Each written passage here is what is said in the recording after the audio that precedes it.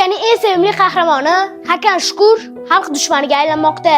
Top ligalarda karyera qilgan Hakan Shukur endilikda taksi haydamoqda. Qatardagi jahon chempionatida Ziyech Kanada darvozasiga tezkor gol uradi. Turkiyaning TRT kanali sharhlovchisi esa jahon chempionatida eng tezkor golni Hakan Shukur 11-soniyada Janubiy Koreyaga urganini eslaydi. Tanaffusda sharhlovchi almashtirildi va keyinchalik ishdan ham olindi. Uning yagona aybi Hakan Shukurning ismini aytgan edi.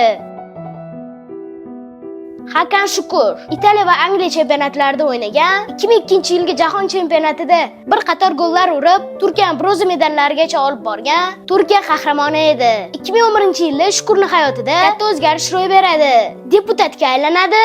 Janob Erdo'g'anning partiyasiga qo'shiladi. 2013-yil Janob Erdo'g'an va Gulen ajralishadi. Hakan Shukur ham siyosatdan ketadi. Keyinchalik Fathulla Gulen tomonidan tuzilgan guruhi davlat to'ntarishini amalga oshiradi. To'ntarish tinchigandan so'ng Gulen taraf bo'lgan, Gulenni tanigan hamma davlat tomonidan dushman deb e'lon qilinadi. Va bu ro'yxatga afsuski Hakan Shukur ham kirib qoladi. O'zini barcha mol-mulkini, bor-budini olib qo'yishadi. Ayolni magazinni yoqib yuborishadi, adasini qamab qo'yishadi.